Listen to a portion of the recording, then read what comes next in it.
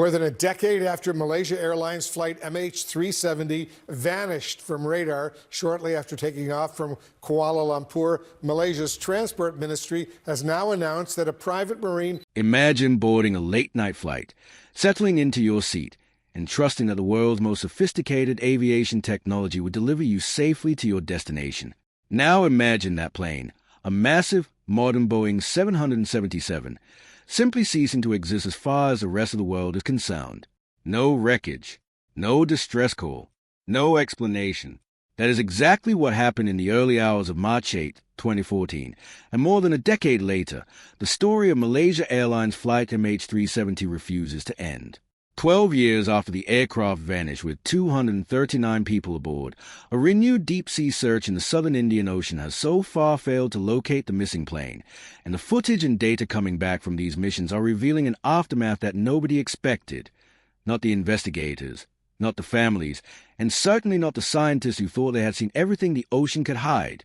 To understand why the world is still gripped by this mystery, you have to go back to that March night when everything changed. Flight MH370 departed Kuala Lumpur International Airport bound for Beijing, carrying business travelers, tourists, and families, ordinary people on ordinary journeys. The aircraft climbed to cruising altitude without incident, and air traffic controllers handed it off routinely to Vietnamese airspace. Then, at 1:21 in the morning, the plane's transponder went silent. No warning, no mechanical alarm relayed to the ground, no final word from the cockpit. Military radar later pieced together a deeply unsettling picture. Instead of continuing northeast toward China, the aircraft made a sharp, deliberate turn westward, threading through the gap between Thai and Malaysian airspace as though someone on board knew exactly where the radar coverage ended. It then turned south, heading deep into one of the most remote and unforgiving stretches of ocean on the planet. The silence that followed was deafening. No distress signal was ever received. Aviation authorities and government scrambled to understand what had happened, while families gathered at airports in Kuala Lumpur and Beijing, staring at arrival boards that would never update. The complete absence of the usual evidence that accompanies aviation accidents, radio calls, floating debris fields, emergency transponder pings, set this disappearance apart from anything the industry had encountered before.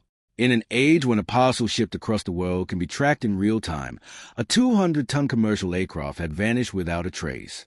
What followed was the largest and most expensive search operation in aviation history.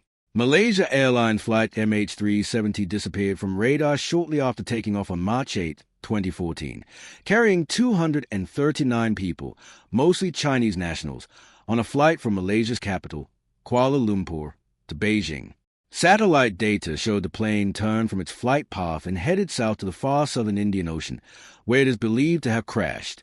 Dozens of nations contributed ships, aircraft, and satellite resources to the hunt. The Australian Transport Safety Bureau led an underwater search that eventually mapped more than 120,000 square kilometers of seabed. The conditions were brutal. The southern Indian Ocean is one of the roughest, most isolated bodies of water on Earth, with storm systems that can batter vessels for weeks in depths that plunge far beyond where most equipment can reliably operate. Despite the enormous international effort, the ocean gave nothing up. Not a seat cushion, not a fuel slick, nothing. Then, in July 2015, something changed. A beach cleaner working on Réunion Island, a small French territory in the Indian Ocean, noticed a large, barnacle-encrusted piece of metal half buried in sand. It turned out to be a flaperon, a movable section of an aircraft wing, and Malaysian authorities confirmed it was from a Boeing 777, the same type as MH370. It was the first physical proof that the plane had, in fact, gone down somewhere in that vast ocean. Over the following years, more than 20 pieces of suspected aircraft wreckage washed ashore across the western Indian Ocean, appearing on beaches in Madagascar, Mozambique, Tanzania, and South Africa. Each fragment carried its own story of violence and drift, some jagged and torn as if ripped apart by tremendous force, others worn smooth by years of ocean travel. The barnacles attached to that first flaperon proved to be far more valuable than anyone initially realized. Scientists at the University of South Florida, led by Associate Professor Gregory Herbert, developed a remarkable forensic technique using the chemistry locked inside barnacle shells. Herbert was inspired the moment he saw photographs of the plane debris that washed ashore Réunion Island. The flaperon was covered in barnacles, and as soon as I saw that, I immediately began sending emails to the search investigators because I knew the geochemistry of their shells could provide clues to the crash location, Herbert said. The science behind this approach is elegant. As each layer of a barnacle shell forms, it records the temperature of the surrounding seawater in its chemical structure, essentially functioning like a living thermometer that never resets. According to a 2023 paper published in AGU Advances, researchers demonstrated that barnacle shells function as chemical archives of the water they grow in. As each shell layer forms, its chemistry shifts according to the surrounding ocean temperature, which in the Indian Ocean fluctuates with latitude and season. By reading those layers and cross-referencing them with ocean drift models, the scientists argued it could be possible to partially reconstruct the debris journey across the Indian Ocean. The results pointed tantalizingly toward a crash site farther south than some models had previously suggested. But if scientists could analyze larger, older barnacles from MH370 debris, Herbert said they might be able to look even farther back in time into the drift record, potentially toward where MH370 entered the ocean.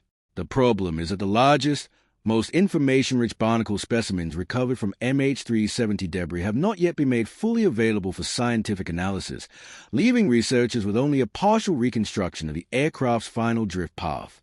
It is an almost unbearably frustrating situation. The clues exist, attached to pieces of the plane that have been sitting in storage for years, but bureaucratic and logistical barriers have slowed the process of unlocking them. Meanwhile, the underwater search pressed on with new urgency and new technology. In March 2025, Malaysia signed a no-find, no-fee agreement with Ocean Infinity, a marine robotics and deep ocean exploration company based in Texas. Under the terms of the deal, Ocean Infinity would receive a $70 million payout from the Malaysian government only if substantial wreckage of MH370 is found.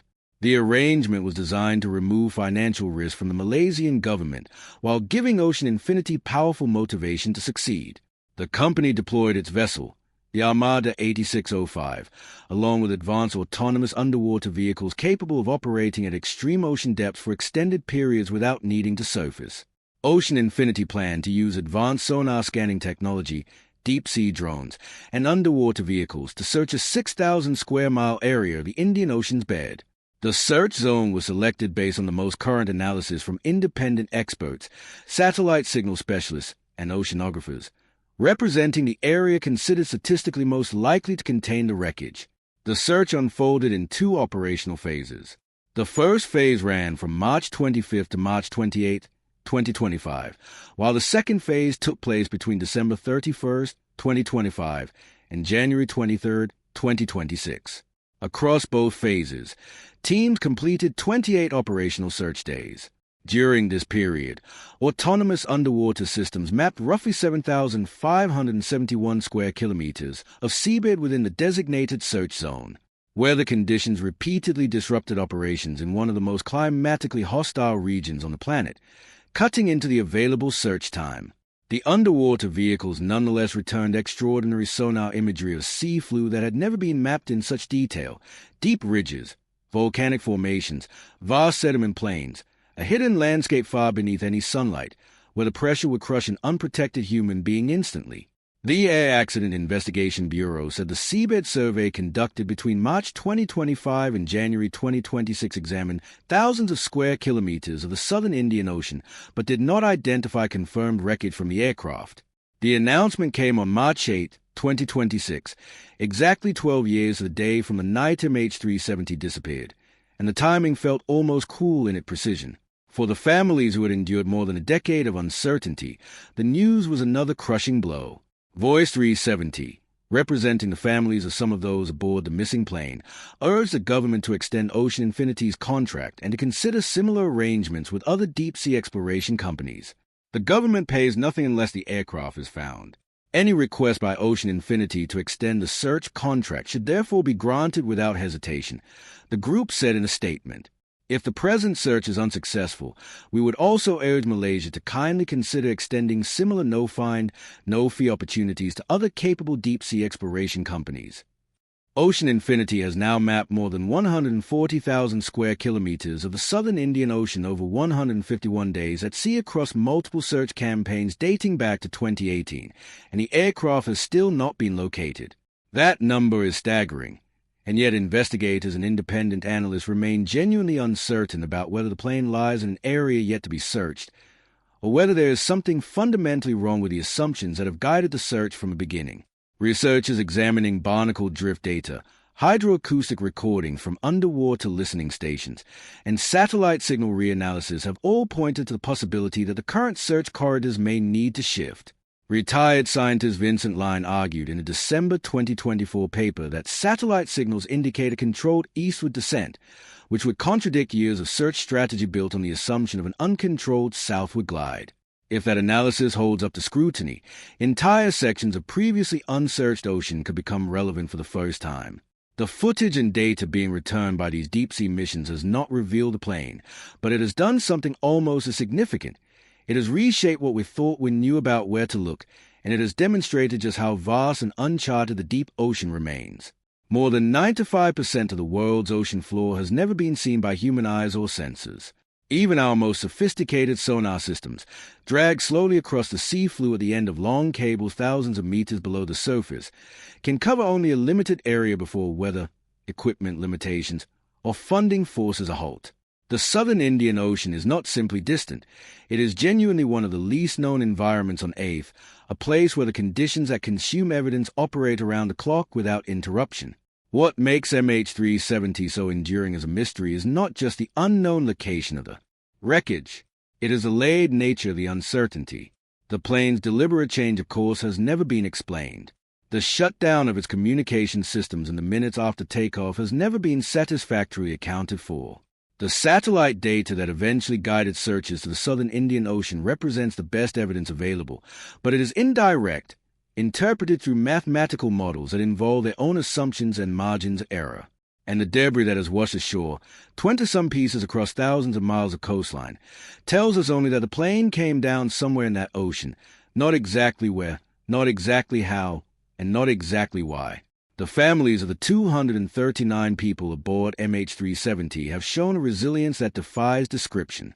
They have attended briefings, reviewed technical documents, engaged independent investigators, and fought publicly for transparency across 12 years. They have not stopped. Voice 370 continues to lobby not just for the extension of the current search contract, but for a broader, more systematic approach that incorporates the latest scientific findings, including the barnacle research, the hydroacoustic data, and any reanalysis of the original satellite signals. They understand better than anyone that the deep-sea footage and sonar imagery coming back from these missions, however empty of answers, represents real progress in humanity's ability to see into one of the world's last truly hidden places. The search for MH370 is no longer simply an aviation investigation. It has become a test of human persistence against natural forces that operate on a completely different scale from anything we build or plan. The ocean does not cooperate. It does not preserve evidence in convenient forms or deposit debris in neat patterns. It moves constantly, driven by currents that interact with temperature gradients, seasonal wind patterns, and the geometry of ocean basins in ways that took scientists years of modeling to partially understand. And yet the evidence is still out there, in barnacle shells waiting to be analyzed, in hydroacoustic recordings still being studied, in search corridors not yet covered by sonar. The answer to what happened to Flight MH370 exists somewhere beneath those waves. Every mission that returns without finding it is not a failure so much as a narrowing of the remaining possibility space, one painstaking sonar pass at a time. The world has not stopped searching, and until the ocean finally gives up its answer, it never will.